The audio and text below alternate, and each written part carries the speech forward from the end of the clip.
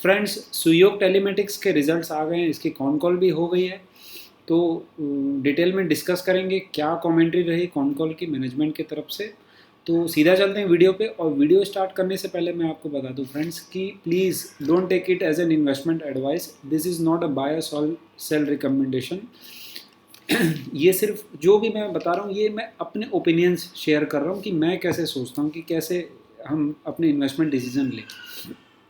तो फ्रेंड्स, आज का वीडियो स्टार्ट करने से पहले मैं आपको एक सिंपल सा कोट एक दिखाना चाह रहा था। देखो, एक है बहुत फेमस कोट है कि if you get on the wrong train, get off at the nearest station, the longer it takes you to get off, the more expensive the return trip will be. मतलब क्या? मतलब for example जैसे क्या है, हमको अगर रायपुर से दिल्ली जाना है, ठीक है, और हम गलती से बैठ गए मुंबई वाली ट्रेन में, तो हम क्या करेंगे? मुंबई में जाके तो नहीं उतरेंगे ना।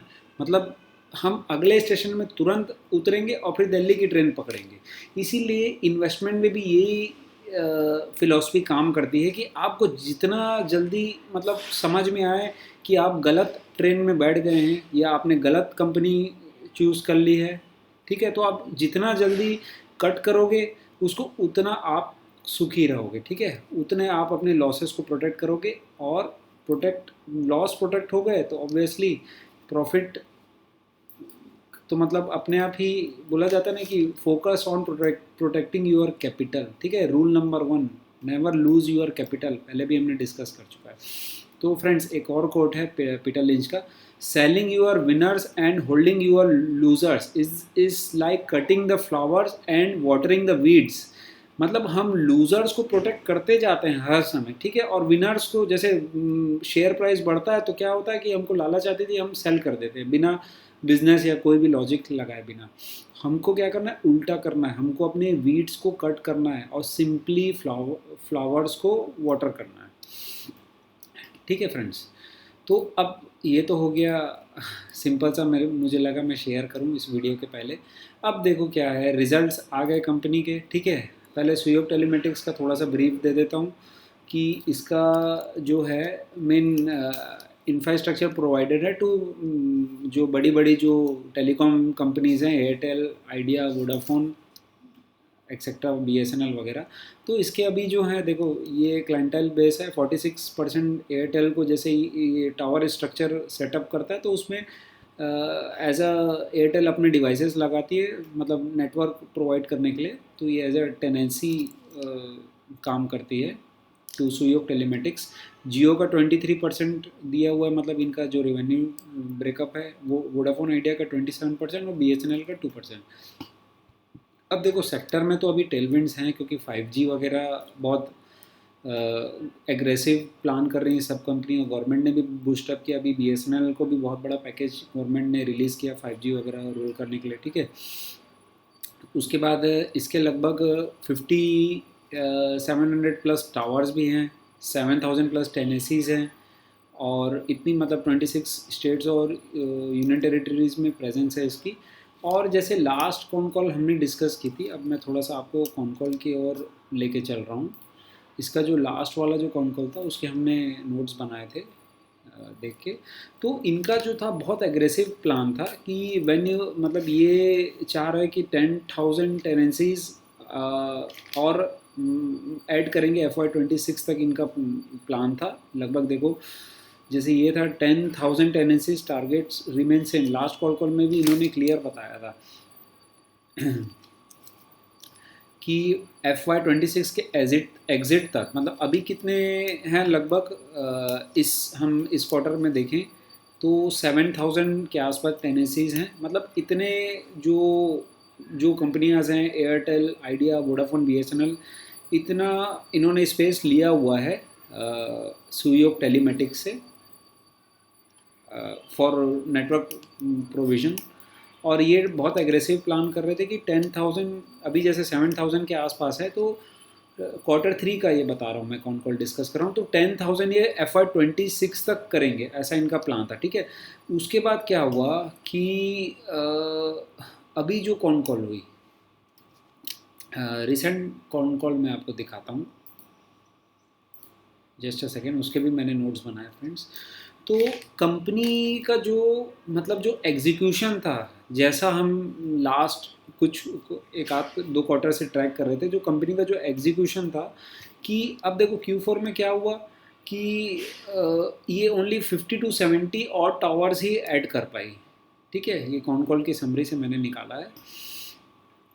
50 to 70 और साइट्स ही सिर्फ कंप्लीट कर पाई है। ठीक है, उसके बाद ये बोल रहे थे कि management indicated that the major capital expenditure roll or activity in Q3 में, मतलब इनका वही था, ये कौन कौन से निकाला हुआ समरी है कि बहुत सारा मेजर जो कैपिटल एक्सपेंडिचर है हमने कर लिया Q3 में। उसके बाद लोअर नंबर ऑफ टावर्स इसीलिए हुए Q4 में क्योंकि कंपनी की इनएबिलिटी थी कि वो फंड्स अरेंज नहीं कर पाई, जैसा मतलब कॉन कॉल में बात कर रहे थे और हमने जो समरी निकाला। उसके बाद अब क्या है कि जैसे टावर एड्स नहीं कर पाई उतने, तो Q1 में वो अगर अच्छे खासे जो ये टारगेट कर रही थी टावर्स और टेनेसीज ऐड करने के लिए, तो Q1 में इनके रेवेन्यू में रिफ्लेक्ट होता वो चीज़ FY26 में, क्योंकि पहले टावर सेटअप होता है, फिर बातचीत होती है कंपनियों से कि मैंने इस प्लेस में टावर लगा दिए, अब अपना आगे आप डिवाइस लगा लो और मुझे रेंट पे करना चालू करो सीधा नेक्स्ट क्वार्टर से। ठीक है, तो FY26 में यही है कि मतलब जो समझ में आया बातों से कि the management stated that the muted tower addition would affect the P&L statement, मतलब टॉप लाइन में मेजर फर्क आने वाला है Q1 में FY26 के। ठीक है, कंपनी की इनएबिलिटी थी कि सफिशिएंट टाइम पे वो मनी अरेंज नहीं कर पाई। वो बोल रही कि मतलब लास्ट लास्ट डे में 31 मार्च 25 को मतलब 30 या 35 करोड़ कुछ अरेंज हो पाया। और इनका तो बहुत एग्रेसिव प्लान है कि 400 करोड़ का कैपेक्स ये प्लान कर रही है FY26 में। ठीक है, और तो 100 करोड़ का ये प्लान कर रहे थे, जो भी मतलब फंडिंग वंडिंग रेस कर रहे थे बैंक से उस समय, तो उसमें से 30-35 करोड़ लास्ट डे में मिला। अब ये उसको यूज़ करेंगे इस क्वार्टर में। ठीक है, उसके बाद ये देखो क्या है बेसिकली फ्रेंड्स, मैं आपको सिंपल बताना चाहता हूँ कि देखो कोई भी कंपनी अपने अच्छे फेज़ या ख़राब फेज़ में जाती है तो मतलब कोई भी नहीं बोलता कि यार ये मेरी कंपनी का भी आने वाले समय में समय ख़राब रहेगा, रिवेन्यू नहीं दिखेगा कुछ भी।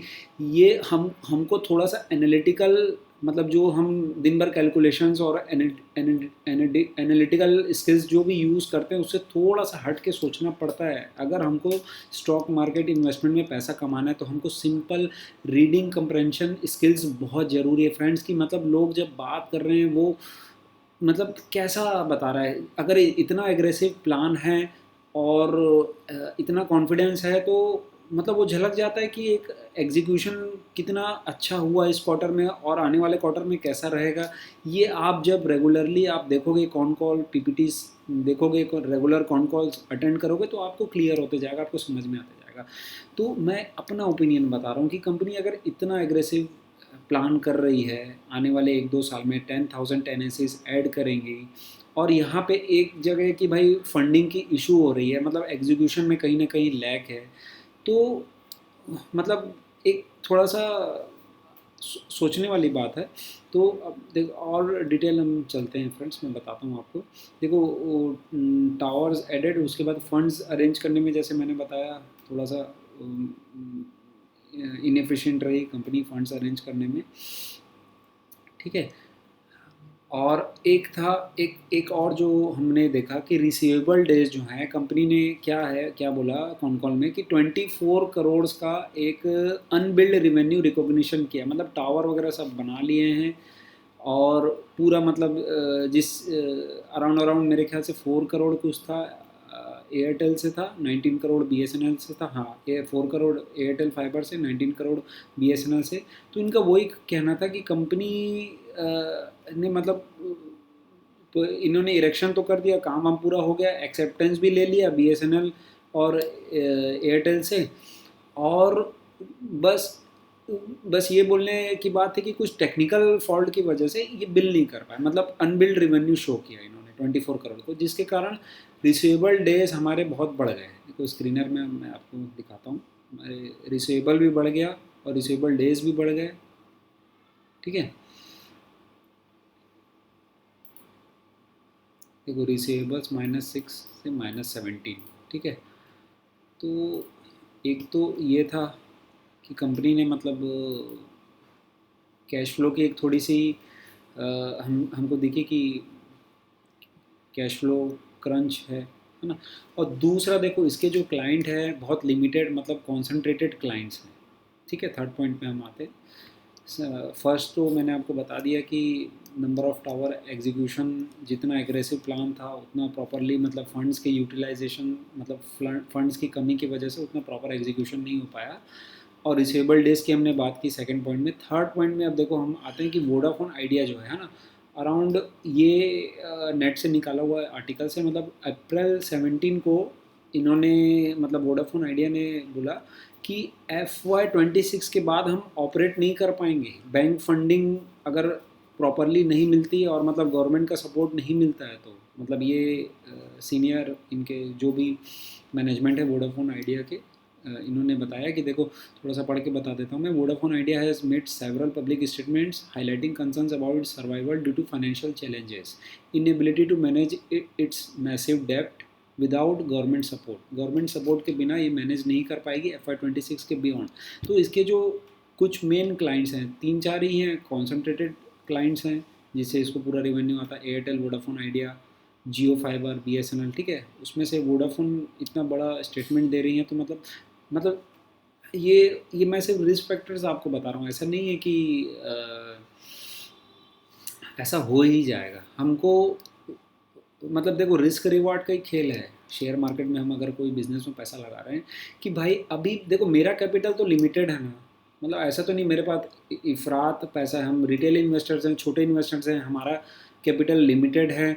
अगर कोई किसी कंपनी में मतलब जैसे हम पढ़ रहे हैं रेगुलर कि भाई ये कम वो बोल रहे हैं कि Q1 म्यूटेड रहेगा फिर Q2 में ग्रोथ आएगी, तो हम क्यों वेट करेंगे। हमारे पास भाई हमारी एक अपॉर्चुनिटी कॉस्ट भी तो है। पैसे को हम लगाएंगे तो दूसरी जगह से हमको अर्न करके भी तो देगा। और ऐसा थोड़ी है कि एक ही जगह एक ही सेक्टर में एक ही बिजनेस में हमारे पास अपॉर्चुनिटी है। बहुत ह्यूज अपॉर्चुनिटीज़ है जहाँ ग्रोथ है, ठीक है।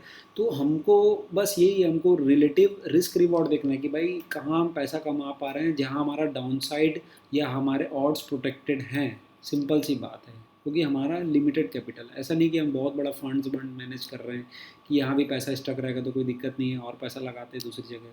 तो ये जस्ट देखने वाली बात है, रिस्क रिवॉर्ड वाली बात है। अब देखो फंडिंग के लिए जैसे मैंने बताया कि फंडिंग की जो बात आई कि मैनेजमेंट बोल रही है कैपेक्स बहुत एग्रेसिव प्लान है। एक फंड का भी मतलब एक रहता है ना कि क्लियर हम एक बैकअप प्लान बना के रखें। जैसे फंडिंग विजिबिलिटी है, इनको करीब करीब 400 करोड़ की नीड्स है और 100 करोड़ इन्होंने बोला कि बैंक से डेट लेंगे, ठीक है। 30-35 करोड़ जो इन्होंने received in the last day of March, जो मैंने बताया 31 मार्च को 30-35 करोड़ आया, ठीक है। और बाकी जो बैलेंस है एक्सपेक्ट कर रहे हैं कि 100 का पूरा जो 100 करोड़ जो डेट लेंगे बैंक से वो Q1 में आ जाएगा, ठीक है। उसके बाद फिर 150 करोड़ ये एक्सपेक्ट करें इंटरनल एक्रूवल से। लेकिन हमारी बैलेंस शीट और कैश फ्लो इतनी स्ट्रांग होनी चाहिए या उसका कुछ एक बैकअप प्लान होना चाहिए कि हम कहाँ से इतने इंटरनल एक्रूवल से मतलब कैश फ्लोज अगर हमारे इतने अच्छे रहें तब तो हम 150 करोड़ निकाल पाएंगे, ठीक है। तो ठीक है, ऐसा मैं नहीं बोल रहा हूँ कि निकल ही जाएगा, लेकिन एक क्लियर जो पिक्चर और एक प्लान रहता है ना उसमें थोड़ी सी मतलब हमको क्लियरिटी नहीं मिल पाई बस, ठीक है। उसके बाद वारंट्स वगैरह से 30 करोड़ वगैरह बोले, ठीक है। तो ये रहा फंडिंग की जो एक हमको देखने को मिला चैलेंजेस। उसके बाद इन्होंने डाइल्यूशन किया इसॉप से, मतलब एम्प्लॉयज़ को अपने शेयर में थ्रू डाइल्यूशन इंक्लूड किया। अब देखो डाइल्यूशन का कॉन्सेप्ट कैसे होता है कि अगर 100 करोड़ शेयर्स हैं, ठीक है, या चलो 100 रुपये ही मान लेते हैं। 100 नंबर ऑफ़ शेयर्स 100 हैं और प्रॉफिट आ रहे कंपनी प्रॉफिट कमा रही कितना 100 रुपये। तो पर शेयर का या पर पर्सन का जैसे 100 में डिवाइड होना चाहिए। अगर 100 नंबर ऑफ़ शेयर्स हैं और सबके पास एक एक शेयर है हर पर्सन के पास, तो 100 पीपल्स हो गए और प्रॉफिट कितना है 100, तो सबको 1 रुपीज़ प्रॉफिट मिलना चाहिए। अब क्या है, इक्विटी डाइल्यूट हो रही है तो उससे क्या होगा कि नंबर ऑफ़ शेयर्स बढ़ जाएंगे। मतलब 100 के अगर 10 ऐड हुए 10 नंबर ऑफ शेयर्स और, तो 110 हो गया। प्रॉफिट अगर उतना ही रहेगा, 100 करोड़ ही रहेगा, तो प्रॉफिट पर यूनिट पर शेयर तो बढ़ गया, मतलब 100 डिवाइडेड बाय 110 हो जाएगा, तो 90 के आसपास जो भी आप मानो। तो इससे क्या होता है कि जो पुराने एग्जिस्टिंग इन्वेस्टर्स हैं उनका मतलब अर्निंग्स पर शेयर सीधा सीधा कम होता है, तो गेन नहीं मिलता पुराने जो भी शेयर होल्डर्स हैं। तो वही इन्होंने बताया कि देखो एक क्या है, 541 रुपीज़ अगर फेयर वैल्यू है, तो एक्सरसाइज प्राइस मतलब 300 करोड़ के आसपास जो भी है, तो 27 करोड़ का कुछ फ़र्क आ रहा था जिसका इन्होंने इक्विटी डाइल्यूशन किया। तो फ्रेंड्स ये सब फैक्टर्स हैं, हमने मतलब कौन कौन देख के अपना ओपिनियन शेयर किया जस्ट आपसे, और बाकी तो I think almost I covered everything. तो फ्रेंड्स जस्ट मैं आपको यही बोलना चाहूँगा कि प्लीज़ मतलब हम ना ज़्यादा एनालिटिकल और कैलकुलेशंस में ना पड़ें, आप रेगुलर रीड करें, कॉन कॉल ट्रांसक्रिप्ट्स जो भी हैं कॉन कॉल की सुने, मैनेजमेंट की सुने, और एक एक जो गट फीलिंग वाली भी आती है ना कि हाँ यार हम सुन के हमको समझ में आता है कि ये कितना मतलब कितना बोल रहा है और कितना एग्जीक्यूट कर पाएगा, मतलब कितना एग्रेसिवली प्लान करके उसका एक बैकअप है कि एग्जीक्यूशन स्ट्रेटेजी भी उतनी तगड़ी है। पूरा खेल है ट्रैकिंग का, एग्जीक्यूशन का, ठीक है। कोई भी आदमी ऐसा मतलब एनालिसिस करके 100% सही नहीं हो सकता, हमको ट्रैक करते रहना है। और कैसा है मैनेजमेंट का एग्जीक्यूशन, मतलब नंबर ऑफ़ कंपनीज़ को ट्रैक कीजिए, आपको समझ में आते जाएगा कि कैसे कौन सी कंपनी कैसा बोल रही है, कैसा एग्जीक्यूट कर रही है। तो फ्रेंड्स आई होप आज का वीडियो आपको क्लियर है। इसी टाइप के वैल्यूएबल वीडियोस के साथ हम नेक्स्ट टाइम आपसे मिलेंगे, तब तक के लिए जय हिंद फ्रेंड्स।